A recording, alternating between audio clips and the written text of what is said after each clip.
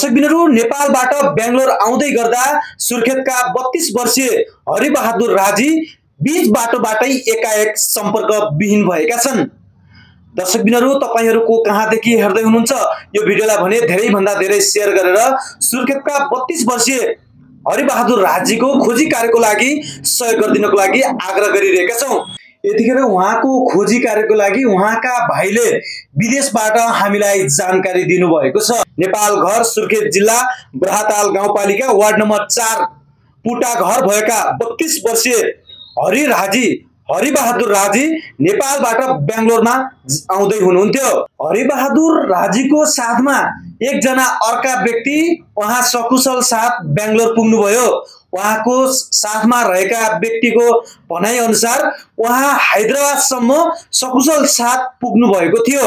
हैदराबादमा बस रोकिसकेपछि उहाँ दिशा पिसाब गर्नको लागि बाहिर जान्छु भनेर भनिसकेपछि आज हराएको 5 दिन हुँदासम्म कुनै पनि फोन सम्पर्क नभएको हुनाले यतिखेर उहाँका घर परिवारहरु निकै नै चिन्तामा छन्।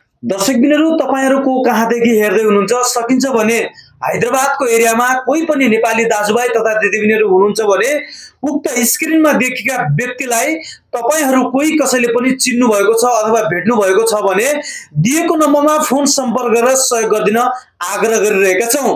यतिखेर उहाँको घरमा छोराछोरी छन्, घरमा श्रीमती हुनुहुन्छ, तर यतिखेर हैदराबादमा पुगिसकेपछि उहाँ बेपत्ता हुनु भएको छ भनेर उहाँको साथमा रहेका व्यक्तिले जानकारी दिनुभएको थियो।